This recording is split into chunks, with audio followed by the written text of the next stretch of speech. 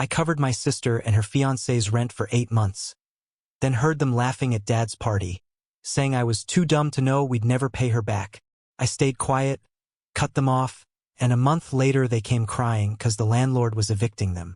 When I opened my apartment door and saw them standing there, drenched, shaking, holding garbage bags full of clothes, I didn't feel pity. I felt nothing. Not anger, not guilt. Just nothing. It had been exactly 5 weeks since I stopped paying their rent. 5 weeks since I decided I was done being the family doormat. And now here they were, my little sister Mara and her fiancé Kyle, looking like two ghosts who'd finally realized no one was coming to save them. "The landlord threw us out," Mara said, voice trembling like she'd practiced it. "He changed the locks. Everything's gone." She waited for me to say something. Anything. But I didn't. I just stood there. What she didn't know was that I'd heard everything. The night of our dad's 60th birthday, I'd walked around the side of the house to grab a folding chair and caught her and Kyle laughing. Not just any laugh, that kind of low, mean laugh people use when they think they're safe. Kyle had said, "He's too dumb to realize we're never paying him back." And Mara? She'd laughed like she agreed. "Why would we? He loves playing hero." That sentence had been sitting in my skull ever since. For 8 months, I'd paid their rent, over $9,000, because Mara said she was trying to get back on her feet. Covered it all. And they mocked me for it. Now, standing there on my porch in the rain, watching her pretend to cry, I realized something cold and terrifying. This wasn't desperation. This was a plan. They had no backup, no job, no savings. Just me, the reliable older brother who never said no. Except tonight, I was done being that guy. I told her I knew. I told her I'd heard every word they said that night. Her face froze. Kyle's mouth opened like he wanted to explain, but no sound came out. Then her expression changed, from shock to fury. "You're seriously doing this? You're going to let your sister sleep in her car?" I didn't answer. After everything I've been through? That line, "after everything I've been through," had always been her favorite weapon. I closed the door. Behind it, I could hear her sobbing, Kyle cursing under his breath, the sound of their footsteps fading down the hall. I thought that was the end of it. But I was wrong. Because Mara wasn't the kind of person who accepted no. She'd been raised to believe someone else would always clean up her mess. And when I refused, she made sure the rest of the family knew what kind of monster I was. And by the time the first call from my mom came in, the real war had already started. Before everything fell apart, helping Mara didn't feel like a mistake. It felt like duty, like something a decent brother should do. She was 4 years younger than me, always the fragile one. The one who just needed a break. When she called me that night in March, crying so hard she could barely breathe, I didn't even hesitate. "Please, Eli," she said, her voice cracking through the phone. "We're 2 months behind. The landlord says he's gonna throw us out. Kyle's been trying so hard, but everything keeps falling apart." She made it sound like a tragedy. Not irresponsibility, tragedy. I was sitting at my kitchen table in Louisville, surrounded by unpaid bills of my own, but I told her I'd help. I wired $1,150 directly to her landlord that night. That was the beginning. Every month after that, I paid again. Always straight to the landlord. Mara said it made things easier. Sometimes the amount changed, $980 one month, $1,230 the next. She'd say rent went up because of fees or repairs. I didn't ask questions. I told myself it was temporary. She'd get back on her feet. Kyle would find steady work. They'd pay me back eventually. But deep down, I knew better. Kyle was always one of those guys with big plans that never turned into anything real. He'd quit jobs over bad management or toxic coworkers. The truth was, he just hated being told what to do. And Mara, she'd picked up some freelance design work but somehow never got paid on time, never saved a dime. When I asked once if she'd tried applying for full-time jobs, she laughed. "You wouldn't understand, Eli. Not everyone wants to live in a cubicle." So I paid. 8 months in a row. When my car broke down in June, I still sent her the full rent and put my repair bill on a credit card. When my landlord raised my rent, I skipped groceries to cover hers. I told myself I was doing the right thing. That's what family does. I even made a spreadsheet, dates, amounts, notes. Watching the total grow gave me this weird comfort, like keeping track made it more real, more legitimate. Like I wasn't just throwing money into a hole. Then came Dad's birthday. A backyard thing at my parents' house in northern Kentucky. Burgers, potato salad, cheap beer. Mara and Cal showed up late, dressed nice, acting like life was great. She even joked about finally saving up for a trip to Nashville. I wanted to believe it, until that moment near the porch. Until I heard them laughing. He's too dumb to realize we'll never pay him back. I replayed those words for days. Every payment I'd made. Every lie they'd told. Every apology.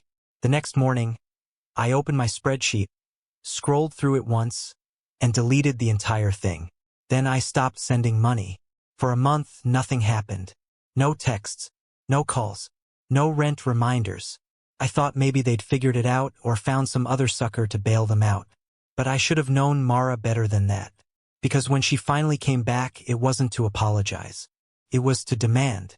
And when I didn't give in, she started a campaign that would tear our entire family in half. The first call came from my mom. No hello. No small talk. Just, Eli, what the hell is wrong with you? Her voice was sharp in that way she gets when she's pretending not to cry. I could already tell Mara had gotten to her. She and Kyle are living out of their car. They have nowhere to go. What kind of brother turns his back like that? I tried to explain. The 8 months of rent, the overheard conversation, the complete lack of gratitude, but she didn't want to hear it. You're exaggerating, she said. You probably misheard. She's your sister. She wouldn't say that. That line hit me harder than I expected. Not because it hurt. I'd stopped expecting my mom to take my side years ago. But because she said it so easily, like it was obvious I was the one lying. When I asked if she wanted to take them in, she went quiet. Of course she wouldn't. She just wanted me to handle it, like always. By the end of that week, I had missed calls from my dad. A paragraph-long group text from him that clearly had Mom's fingerprints all over it. Full of guilt phrases like, family means compassion, and you're better than this, Eli. I didn't respond. Then came Aunt Cheryl, the family peacekeeper. She called pretending to check in on me, but 2 minutes in, she said it. You've made your point, sweetie. Don't you think it's time to be the bigger person? The bigger person. Translation. Swallow your pride and fix the mess for everyone else. I hung up before I said something I couldn't take back. But that night, I saw it. Mara's beat-up silver Corolla parked across the street from my apartment. Engine off. Headlights reflecting in the rain. She sat there for almost an hour. Didn't knock. Didn't text. Just sat there. The next morning, there was a voicemail from Dad. His tone wasn't angry, worse, it was disappointed. Your mother hasn't slept in days. Mara's scared out there. You were raised better than this. That line, raised better than this, made something in me go ice cold. They didn't care about what she'd done. They didn't even care about the money. They just wanted the problem gone, no matter what it cost me. The following weekend, I drove to my parents' house. The air in that kitchen felt heavy, like the walls already knew we were about to fight. My dad didn't even look up from his coffee when I walked in. You need to fix this, he said flatly. Not we. Not let's figure this out. Just you. I told them everything. The money, the overheard conversation, the way Mara had laughed about never paying me back. My mom sighed like she'd heard it all before.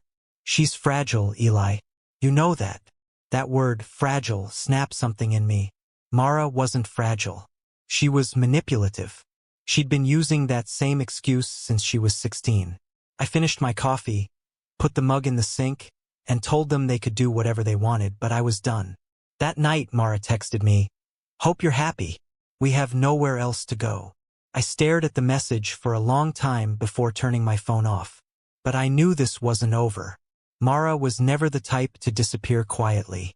And when she finally came back, she didn't come alone. Started with a knock at my door just after midnight.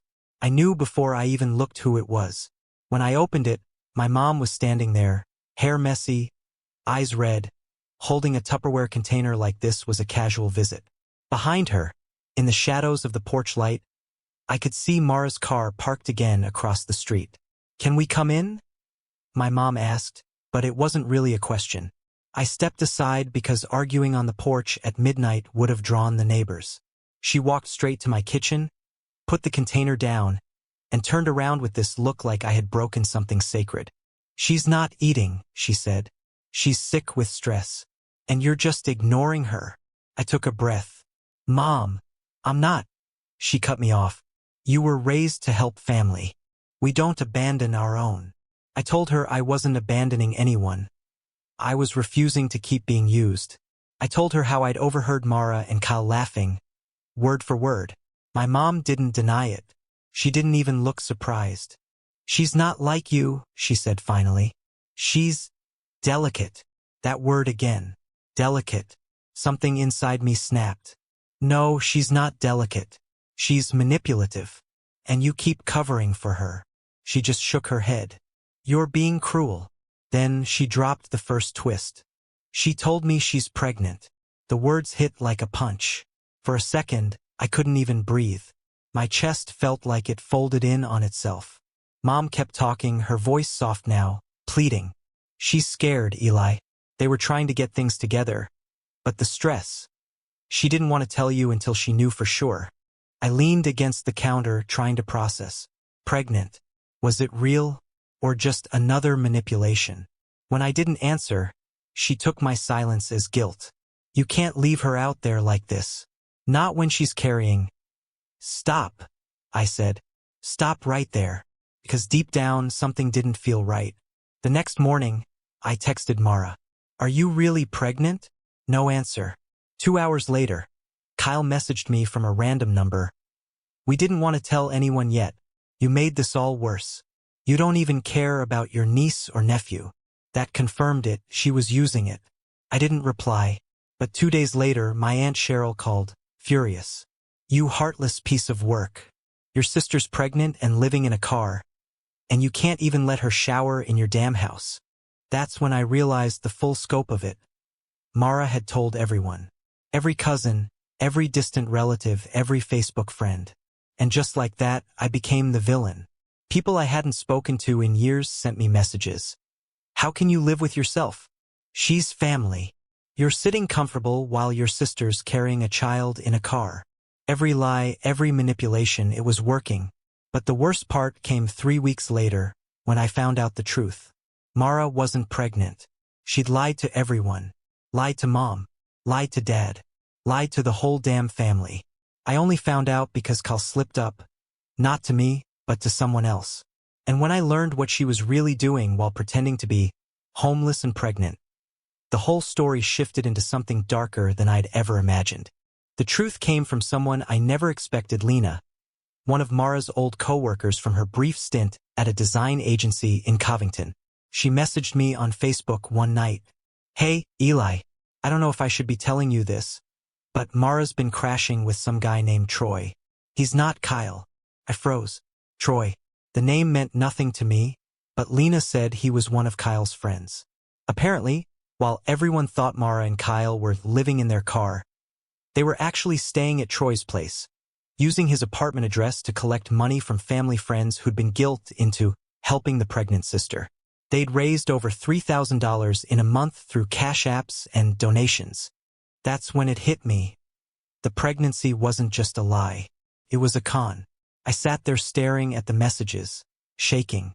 I wasn't even angry at first, just stunned. How deep did it go? How long had she been doing this whole performance? And then anger took over. I'd spent months draining my savings for them. My reputation with my family was in ruins because of her. And she was out there lying her way through pity money while everyone looked at me like I was heartless. That's when the plan started forming. I didn't want to scream or send angry texts. I wanted her to face public consequences. I wanted everyone who'd called me cruel to see exactly who she really was. So I started collecting evidence. Screenshots of every transfer I'd made to her landlord. Bank statements showing the total. Messages from Lena describing how Mara bragged about hustling sympathy money. And finally, the biggest piece. A screenshot of her Venmo account, filled with payments labeled, for the baby, for diapers. Hope this helps, sweetie. Over a dozen of them. I packaged it all together. No captions. No explanations. Just screenshots and sent them to my parents, my aunt, and the family group chat. 5 minutes later, the phone started ringing. I didn't pick up. I went to bed feeling lighter than I had in months. The next morning, my dad showed up at my apartment unannounced. He didn't yell this time. He just sat there in silence for a full minute before saying, "Your sister's at the hospital." I felt a jolt in my stomach. Why? He looked exhausted.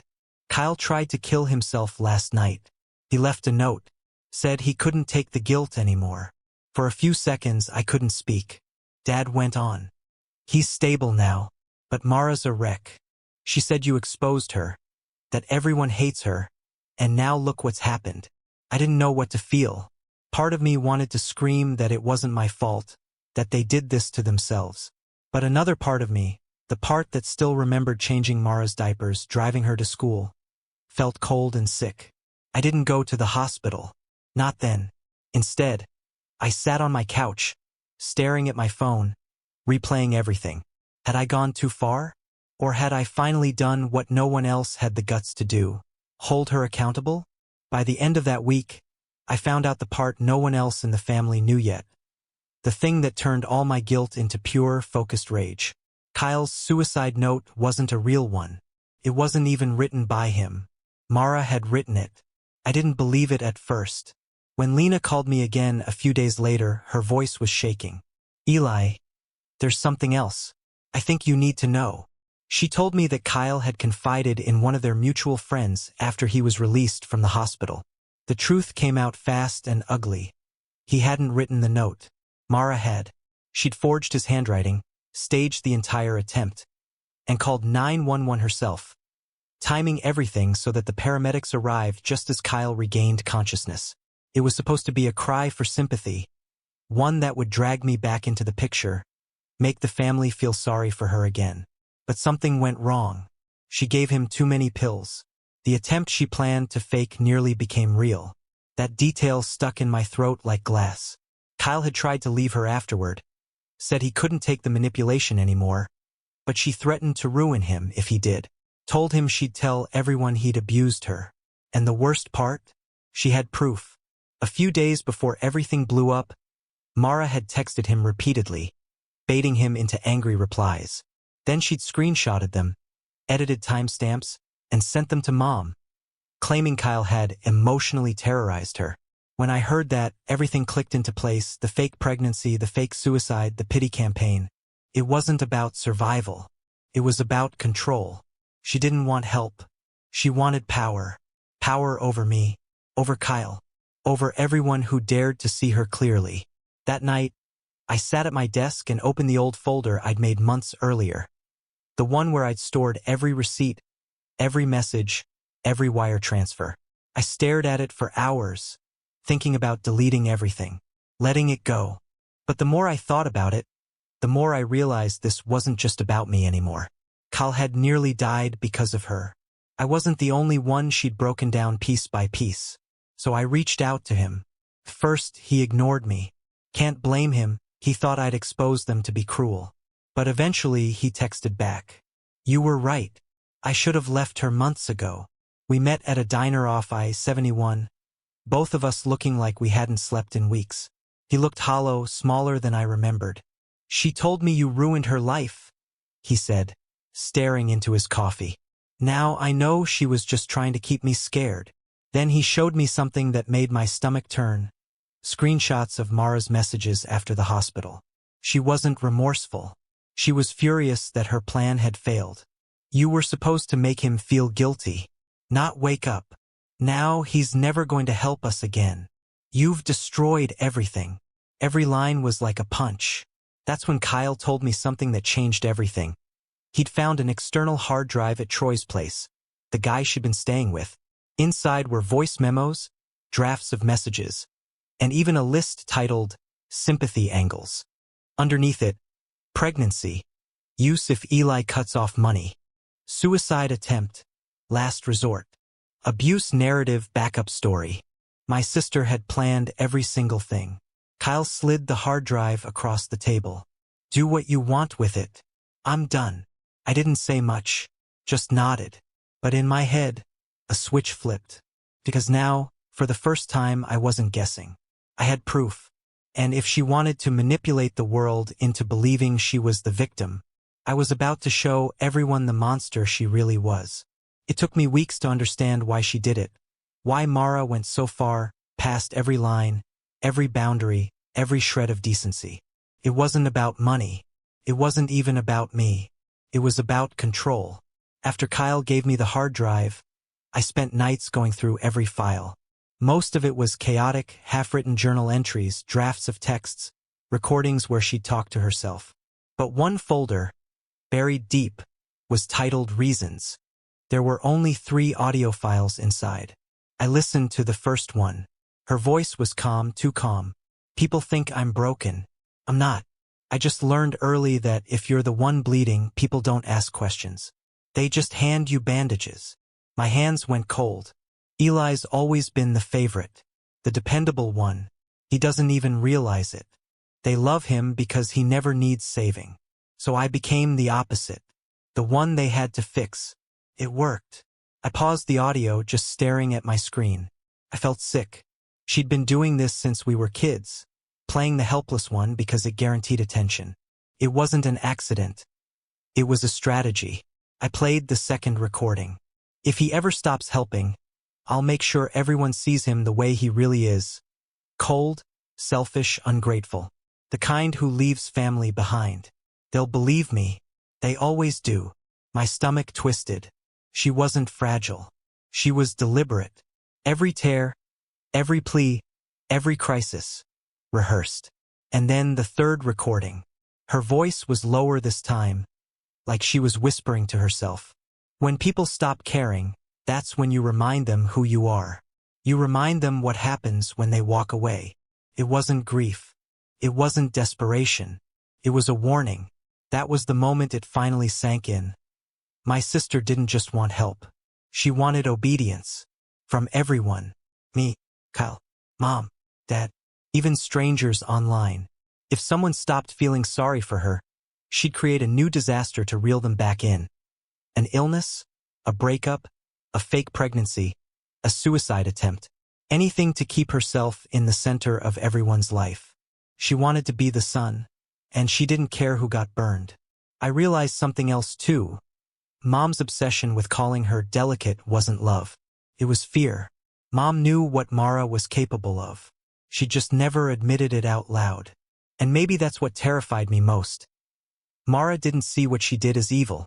In her mind, she was just playing the game better than the rest of us. I sat there in my apartment until sunrise, her words echoing in my head. People hand you bandages. Not anymore. I wasn't going to hand her another one. I was going to show the world the blood she'd spilled. I didn't want chaos. I wanted clarity. I wanted every lie she told to crumble in front of her. With no shouting, no violence, no threats. Just the cold truth in daylight where everyone could see. So I started quietly. I sent the recordings to Kyle first. He deserved to know exactly how deep it went.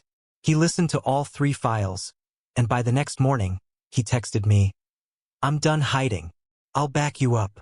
We agreed to do everything clean, legal, documented, traceable. I forwarded the evidence. The hard drive, the messages, the voice notes, the screenshots of her pregnancy fund. To every relative who had ever defended her. But this time, I included timestamps, audio proof, and a short note. You all wanted to know the truth. Here it is. I didn't destroy her. She built this herself. Then I sent a copy to the landlord she'd scammed, to the family friend who'd sent her $500 for diapers, and finally, to the local police fraud department, attaching a statement about how she'd solicited money using a false medical claim. By that afternoon, my phone blew up. My dad called first. He didn't yell. He just said, "We heard the tapes." Mom wouldn't speak to me for 3 days. Then she texted, "I didn't know. I just wanted to believe she could change." Mara found out fast. She left a voicemail, half screaming, half sobbing, saying I'd ruined her life, that she had nothing left. But for once, I didn't feel guilty, because the next day, Kyle forwarded me an email. It was from the fraud investigator. They were freezing the accounts linked to her donation campaigns and contacting the people she'd taken money from. It was over. She wasn't arrested, not yet, but she lost everything that gave her leverage. The pity, the followers, the money, the control. When she finally texted me again 2 weeks later, it was only 2 words. You win. But I didn't. Not really. There's no winning in something like this. Just surviving. Months went by. She disappeared off social media. My parents stopped bringing her up. Kyle got a job in Lexington and started therapy. He told me once, "You didn't just save yourself, man. You saved me too." That stuck. One night, months later, I found a small envelope in my mailbox.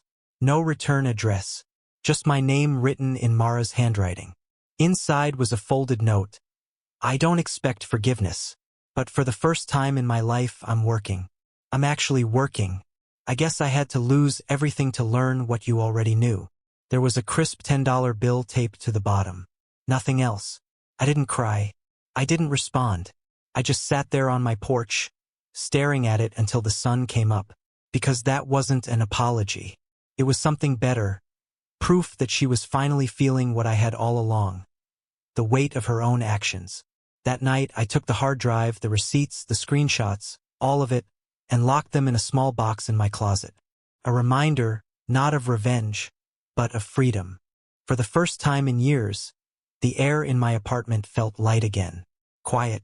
Still. And when I finally crawled into bed, I whispered the same words she'd once said about me. "He's too dumb to realize we'll never pay him back." Except this time I said it with a laugh. Because now she was the one who owed me. And for once I didn't need to collect.